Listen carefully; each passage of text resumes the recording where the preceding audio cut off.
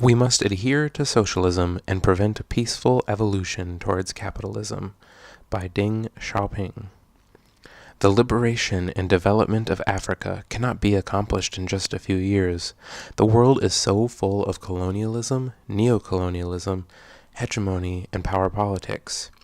It is more difficult than it used to be for small, poor countries, so they have to struggle even harder. The United States and the Soviet Union have held talks that showed an encouraging tendency towards disarmament. We are happy to see this. I looked forward to the end of the Cold War, but now I feel disappointed. It seems that one Cold War has come to an end, but that two others have already begun. One is being waged against all the countries of the South and the Third World, and the other against socialism. The Western countries are staging a third world war without gunsmoke. By that I mean they want to bring about the peaceful evolution of socialist countries towards capitalism. We are not surprised at the developments in Eastern Europe. These changes were bound to take place sooner or later. The trouble there started from inside. The Western countries have the same attitude towards China as towards the East European countries. They are unhappy that China adheres to socialism. The turmoil that arose in China this year also had to come about sooner or later. We ourselves were partly to blame. As you know, 2 of our general secretaries fell because of their failure to deal with the problems of bourgeois liberalization.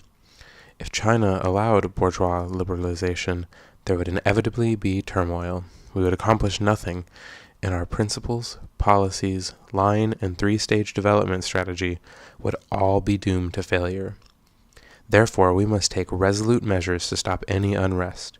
Whenever there is unrest in the future, we must stop it so as to maintain stability.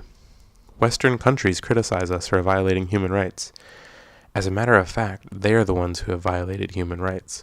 How many Chinese people were killed and wounded when the United States helped Chiang Kai-shek fight the Civil War? And how many Chinese volunteers were killed or wounded when it supported Korea in the Korean War? And that's not counting the immeasurable losses inflicted on our people during a century of aggression by colonialist and imperialist, including the United States.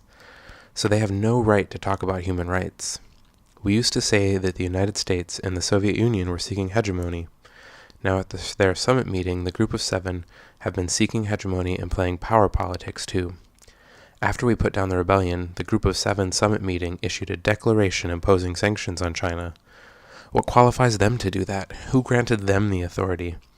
Actually, national sovereignty is far more important than human rights, but they often infringe upon the sovereignty of the poor, weak countries of the Third World. Their talk about human rights, freedom, and democracy is only designed to safeguard the interest of the strong, rich countries which take advantage of their strength to bully weak countries and which pursue hegemony and practice power politics. We never listen to such stuff, nor do you. Even in the past, when we were quite weak, we ignored them.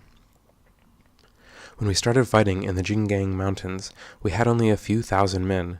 Through 22 years of incessant war, we eventually defeated the imperialists and the forces they supported, and the Chinese people stood up. After the founding of the People's Republic of China, we also encountered enormous difficulties.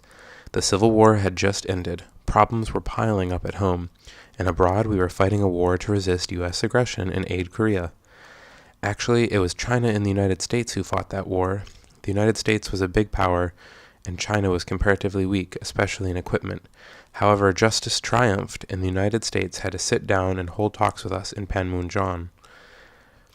China's determination to adhere to socialism will not change. At the 13th National Party Congress, we decided on the strategy of one central task, 2 basic points. We had put forward that idea 10 years ago, but it was at the 13th Party Congress that we summed it up in this phrase: we shall never deviate from this strategy. No threat can daunt us. Our party was born amid threats and matured amid threats. It struggled for 28 years before it founded the People's Republic. Anyway, things are much better than before. So long as socialism does not collapse in China, it will always hold its ground in the world.